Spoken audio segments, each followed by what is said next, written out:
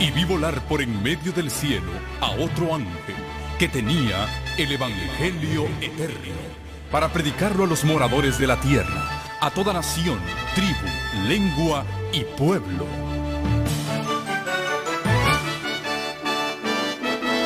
Con ustedes su programa cristiano con temas bíblicos de actualidad.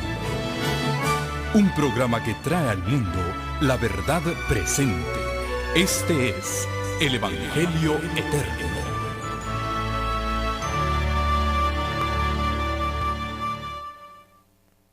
Bienvenidos a este tu programa, el Evangelio eterno.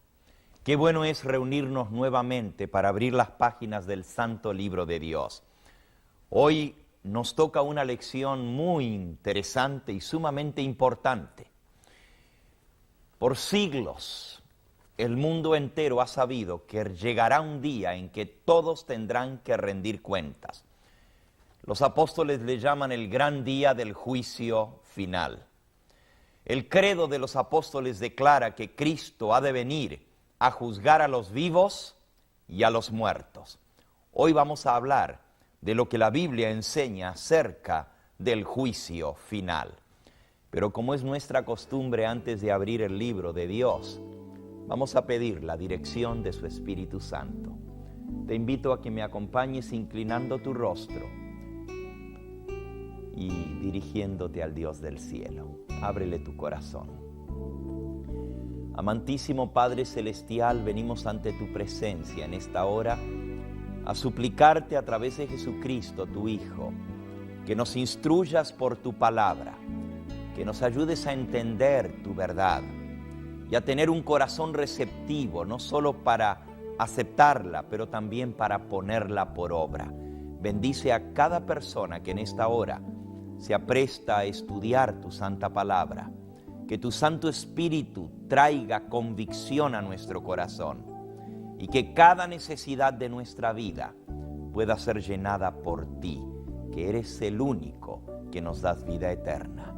En Cristo Jesús te agradecemos todo. Amén, Señor.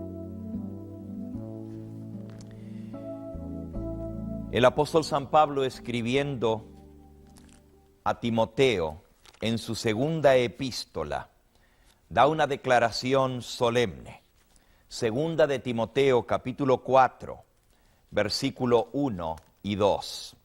Dice así: Te encarezco delante de Dios y del Señor Jesucristo, que ha de juzgar a los vivos y a los muertos en su manifestación y en su reino, que prediques la palabra, que instes a tiempo y fuera de tiempo, redarguye, reprende, exhorta con toda paciencia y doctrina. Dios le manda a través de San Pablo a Timoteo que predique la palabra, no fábulas, dice el versículo 3, no historias bonitas para entretenernos, sino la santa palabra de Dios. Y hay un asunto que es de suma importancia. Acabamos de leer allí que el apóstol Pablo dice: te encarezco delante de Dios y del Señor Jesucristo, que ha de juzgar a los vivos y a los muertos en su manifestación y en su gloria. Cristo va a venir a juzgar a los vivos y a los muertos. Y es una realidad la hora del juicio final. Todos los seres humanos tendremos que dar cuenta a Dios.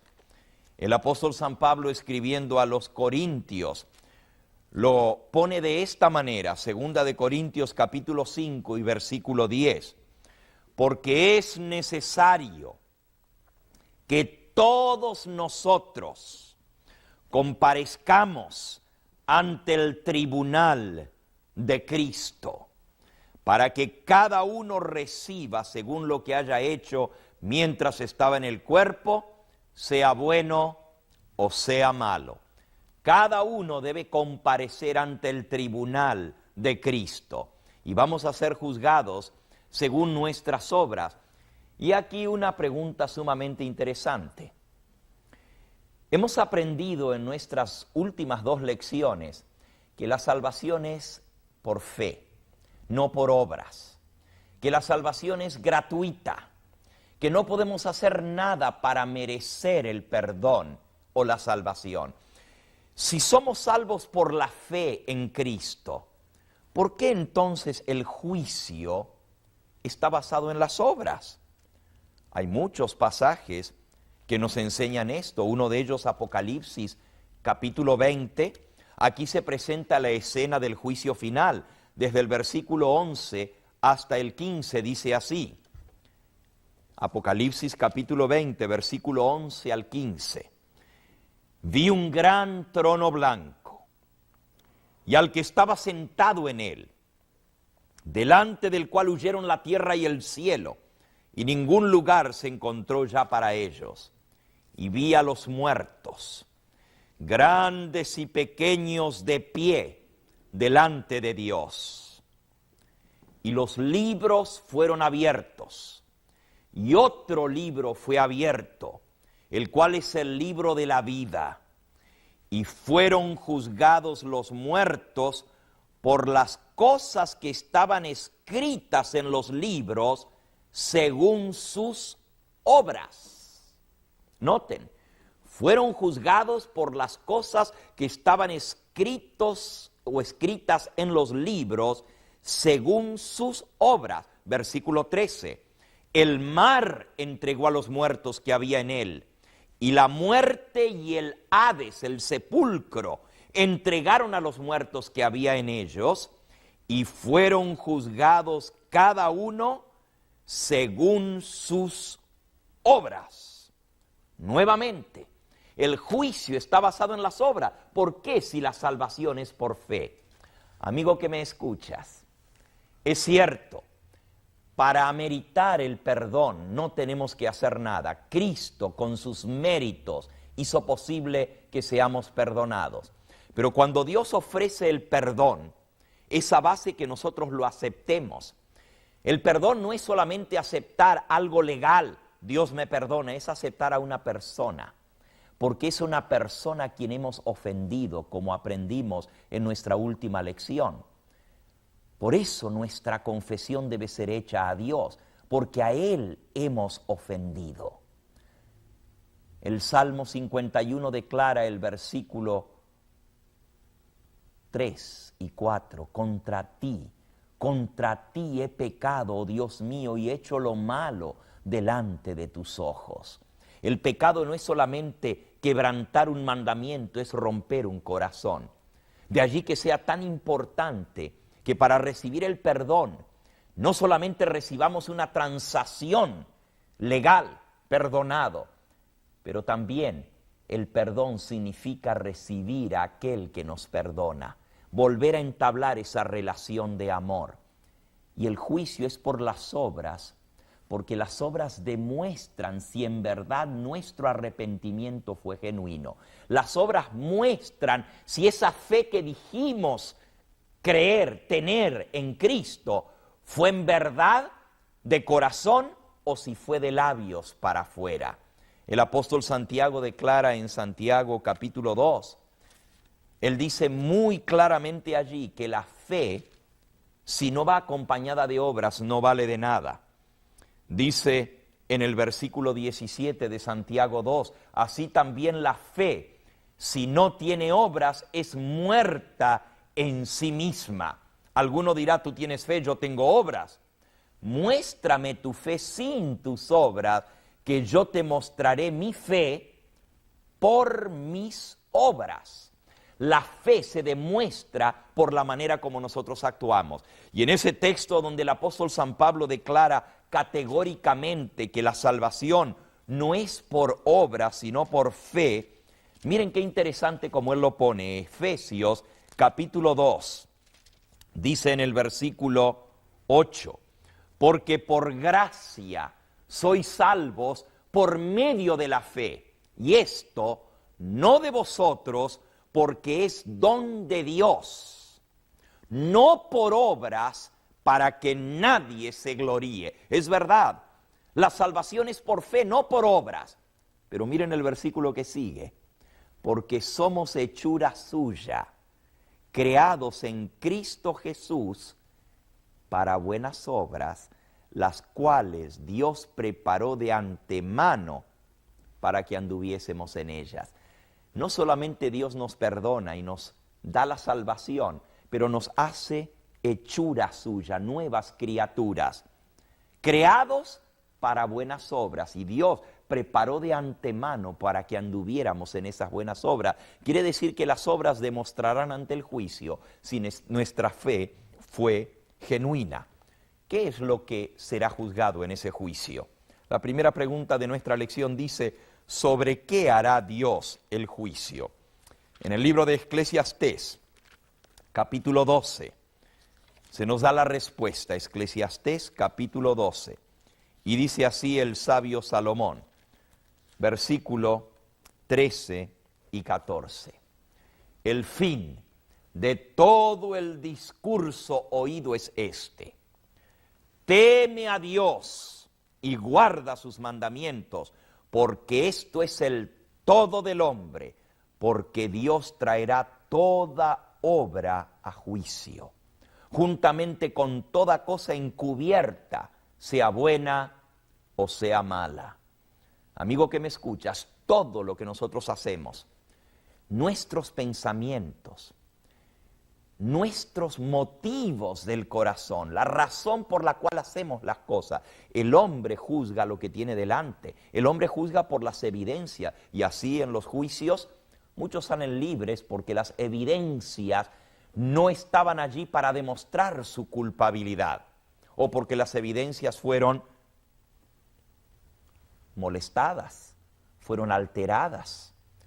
El famoso juicio de O.J. Simpson salió libre porque las evidencias fueron alteradas. Eso no quiere decir que no era culpable, pero ante Dios las evidencias no es lo único que Dios mira, porque el hombre mira lo que está delante de sus ojos, pero Dios mira el corazón.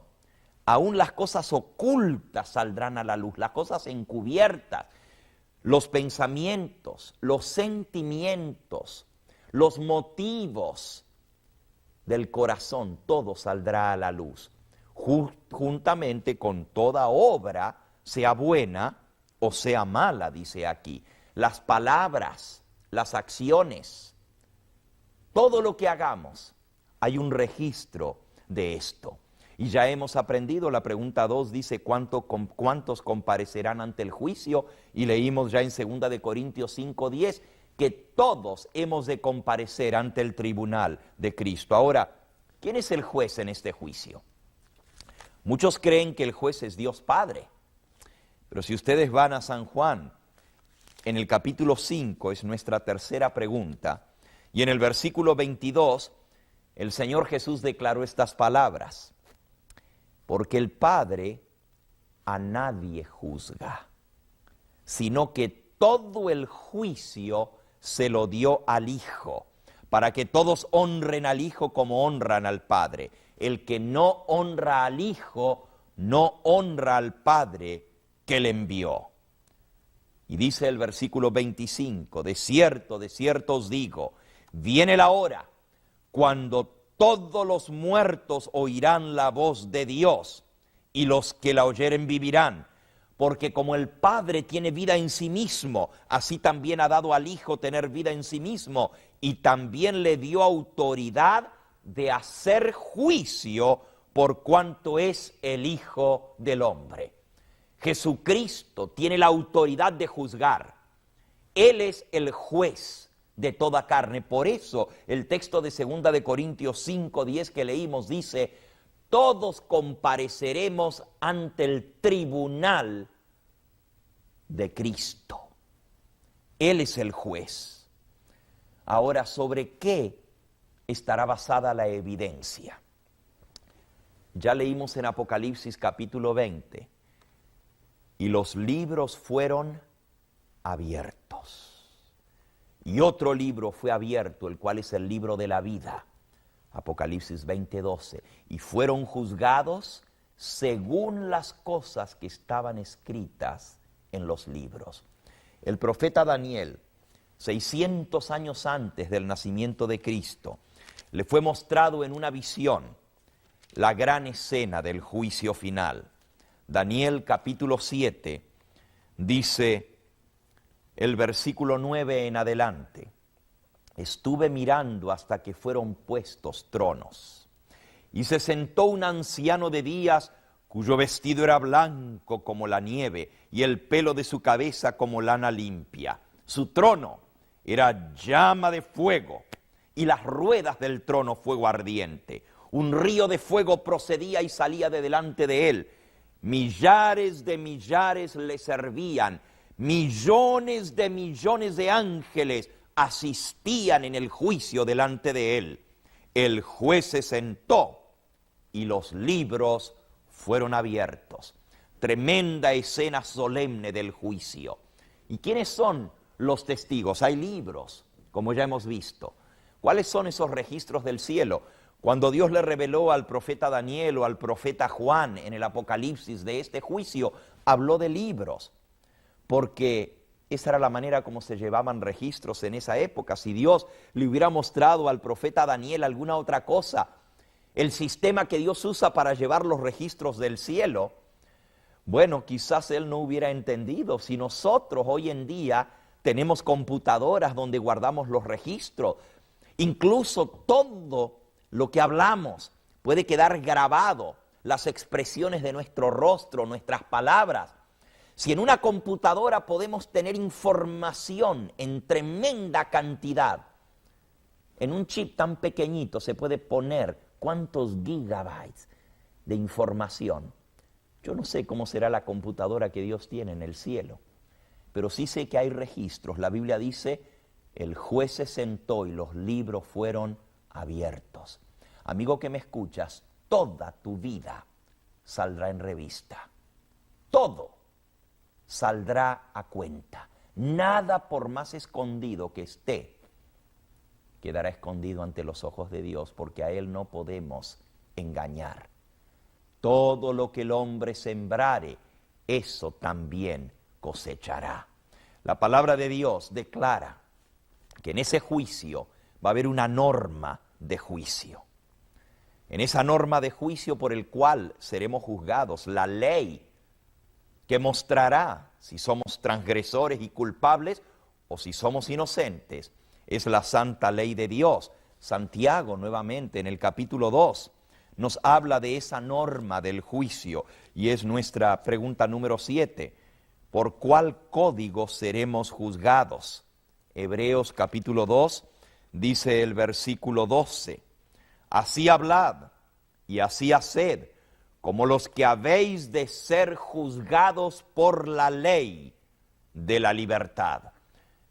Santiago le llama a la ley de Dios la ley de la libertad, porque el que vive de acuerdo a esa ley puede salir libre del juicio. Esa ley te condena, pero también te libra.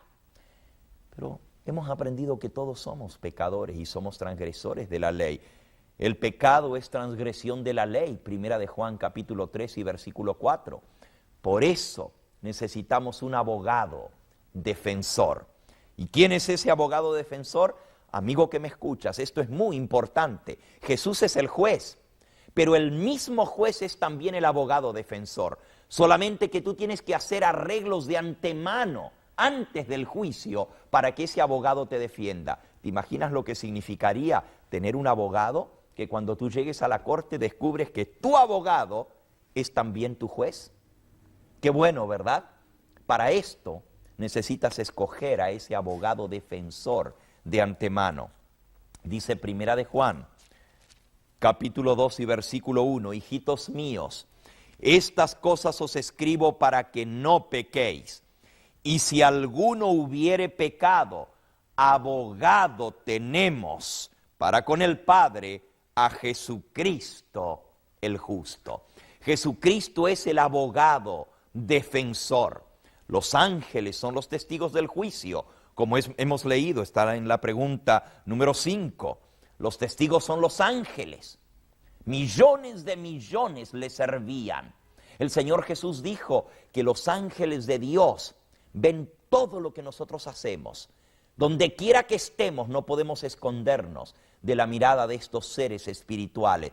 Y ellos llevan el registro de todas nuestras palabras, nuestros pensamientos, nuestras acciones.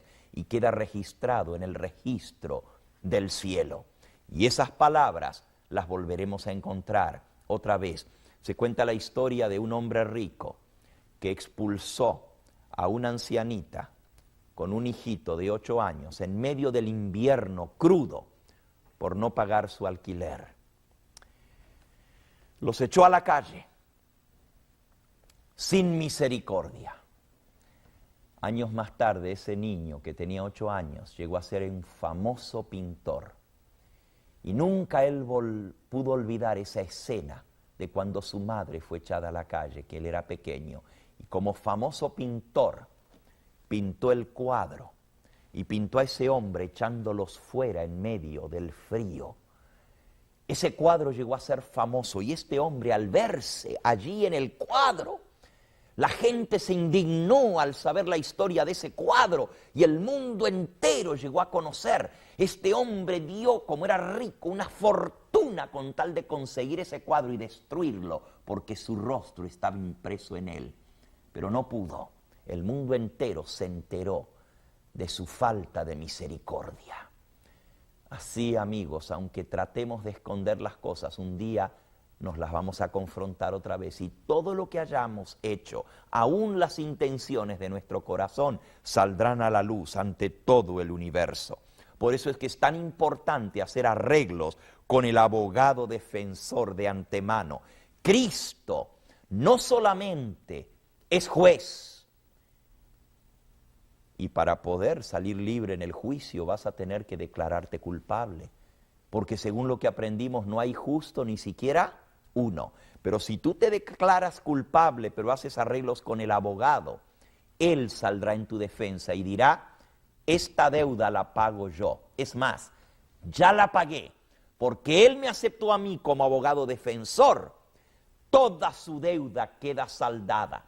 Cada pecado que tú cometes está registrado en el libro, pero si tú lo confiesas, recibes el perdón que Jesús te ofrece, también queda registrado en el libro que fuiste perdonado. Y de esa manera, al abrir los libros, se demostrará que no hay pecado que no ha sido perdonado y lavado y limpiado con la sangre de Cristo, porque tú le aceptaste a Él y su sacrificio. Ahora, el mismo profeta Daniel nos explica que ese juicio es antes de la venida del Señor Jesús, porque cuando Él venga en las nubes del cielo, Él ya trae su recompensa contigo. Cuando se declare la sentencia final en el juicio, dice el libro de Apocalipsis, en el capítulo 22 y el versículo 11, que el Señor Jesús dirá: el que es injusto sea injusto todavía, el que es inmundo sea inmundo todavía, el que es justo practique la justicia todavía, y el que es santo santifíquese todavía. He aquí yo vengo pronto, y mi galardón conmigo para recompensar a cada uno según sea su obra. Cuando Cristo viene, Él ya trae su recompensa.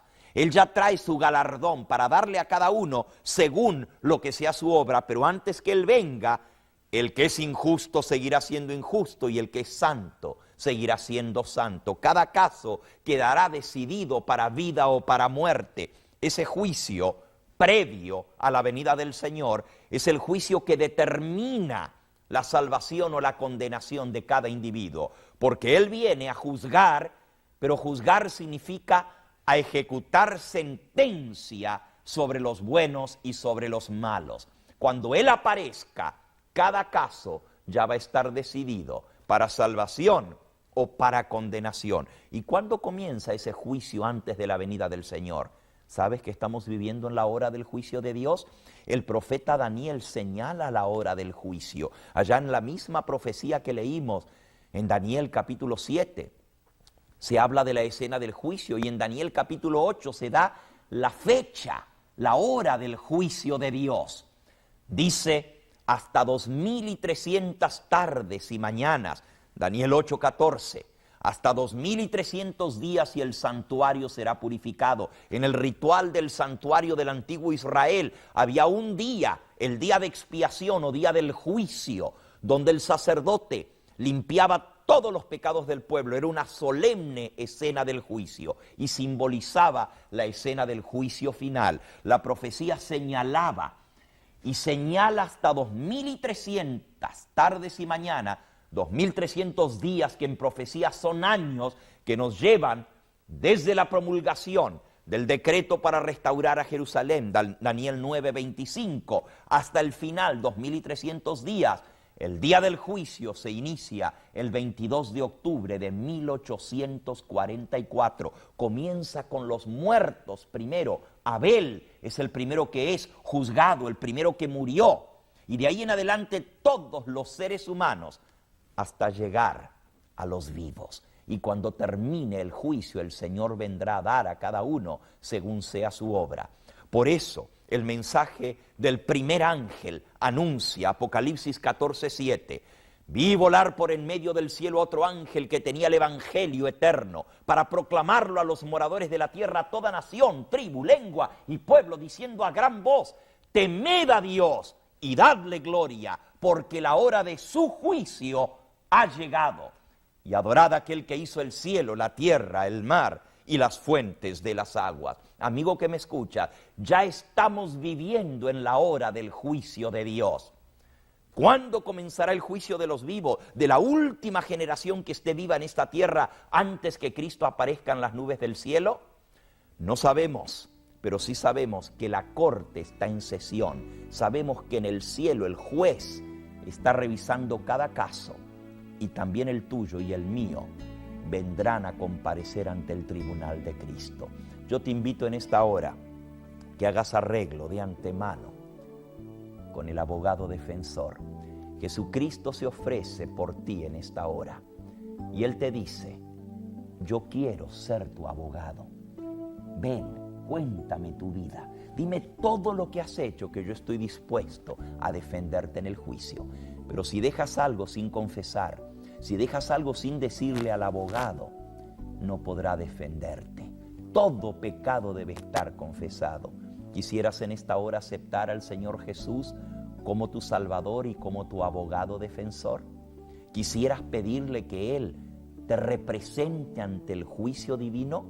Este es un arreglo que debes hacer hoy mismo con tu abogado defensor. Te invito a que se lo digas en esta misma hora. Oremos juntos. Amante Dios, nos acercamos a ti en esta hora a pedirte. Queremos que Jesucristo sea nuestro abogado defensor. Vamos a hablarle directamente al Señor Jesús. Dile, Señor Jesús, reconozco que soy pecador. Sé que estoy perdido, pero sé que tú eres un abogado que nunca has perdido un caso. Has hecho salir libres aún a los culpables. Yo soy culpable, reconozco que soy pecador, pero sé que tú pagaste la deuda por mí. Te acepto, Señor, como Salvador, te acepto como Señor de mi vida, te acepto como abogado defensor. Intercede tú por mí, defiende mi caso en la corte. Quiero que tú seas mi abogado. Ven, Señor Jesús, entra en mi vida y transforma.